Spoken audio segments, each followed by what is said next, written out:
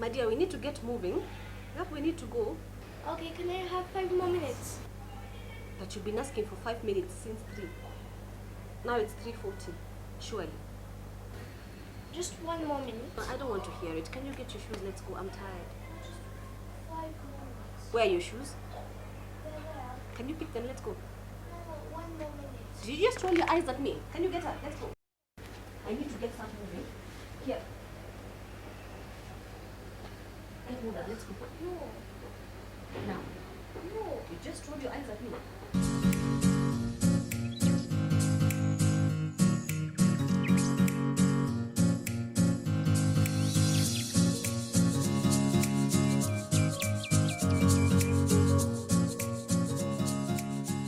Hello.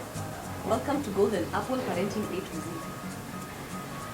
You know, if you monitor the way we transition from one activity to another, we usually take time, right? You don't just up and move and change things and just do things drastically. The same applies to children, but for some reason we just expect them to go on and off like we do with the switch. For instance, your child is playing and you want them to go to the dining table for dinner. And clearly they're engrossed in their play, they are having fun, they're having a good time. But because for you, you've already set the table, so clearly this child is engrossed in what they're doing. But because for you, you've taken the effort to prepare dinner, to set the table, and you know there's a routine that is supposed to be followed, you get frustrated because you don't understand why they're asking for 5 minutes, 1 minute, 3 minutes, alright? So how best can you help your child transition from one activity to another without having the friction in between? You can tell them what will happen next after dinner. You can use songs. You can get playful. So there are a variety of stuff that you can do to help the transition from one activity to the other to have a smoother flow. Yeah. So I'm not saying that when you do this there will be no power struggle, but at least it will be lessened to a great extent. You can use visual timers, like you can just use an alarm clock and let them know that they've got 3 more minutes to go. So when the clock ticks, they know time's up. You can also give verbal warnings, like you've got 10 more minutes for this, please start packing up, please start getting ready. You can also give them liberty to choose what activity they want to do next. You can do songs, alright?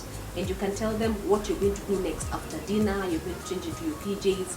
Of course, now this you can use for a child, let's say 1 and a half, yeah? Depending on the age of the child. 1 and a half, you can use as sing-songs, you can play along, you can even make them crawl to the dining table. The idea is to get them there, alright?